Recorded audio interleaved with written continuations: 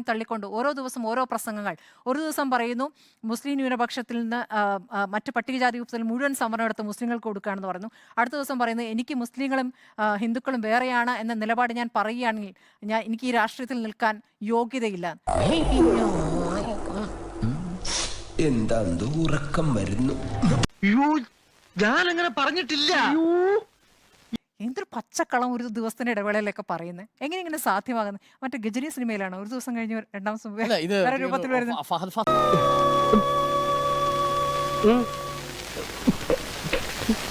Complete കള്ളത്തരവും കയ്യോടെ പിടിച്ചു അല്ലേ? പുതിയ സിനിമയുണ്ടല്ലോ ആവേശത്തില് കരിങ്കാലിയല്ലേ എന്ന് പറയുന്നത്. കരിങ്കാലിയല്ലേ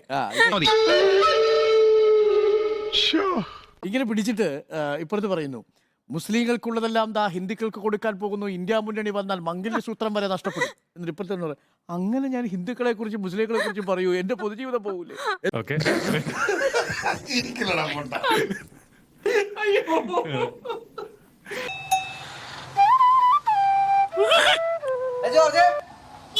ഇതിനിപ്പുറത്ത് വീണ്ടും പറയുന്നു അടുത്ത ഭാഗം ബോധ്യം വന്നിട്ട് വീണ്ടും പറയുന്നത് എന്താണെന്നറിയോ? ഇത് നോക്കൂ, ഇത് ഹിന്ദുക്കൾക്കും മുസ്ലിങ്ങൾക്കും രണ്ട് ബഡ്ജറ്റ് ഉണ്ടാക്കും ഇന്ത്യ മുന്നണി വന്ന. ഇപ്പുറത്ത് വന്നിട്ട് പറയുന്നു എന്റെ കൂടെ മുസ്ലിങ്ങൾ ഇരുന്ന് ഈദ്ഗാഹ് കഴിച്ചിട്ടുണ്ടെന്ന് പറയുന്നു.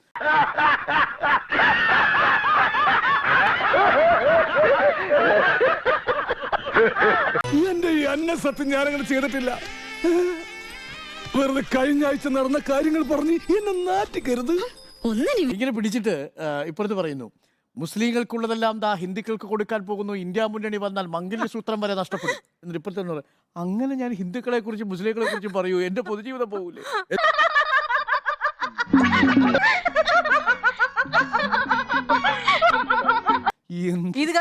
ഞങ്ങൾ വീട്ടിൽ ഭക്ഷണം ഉണ്ടാക്കാറില്ല, അവിടെ നിങ്ങോട്ട് വരുമല്ല ഭക്ഷണം. ഇതാണ് യഥാർത്ഥത്തിൽ നടക്കുന്നത്. ഇനി നമ്മൾ എന്ത് ചെയ്യുമല്ലയ്യ? ഇത് യഥാർത്ഥത്തിൽ നടക്കുന്നത് നരേന്ദ്രമോദി ഇഷ്ടമല്ലാത്തവർ നരേന്ദ്രമോദി എന്ത് ചെയ്താലും കുറ്റം എന്ന് പറഞ്ഞ് കുറ്റം പറഞ്ഞുകൊണ്ടേ ഇരിക്കുന്നു എന്നുള്ളത് കൂടിയാണ്. ഞാൻ പോകുന്നു. Bye bye.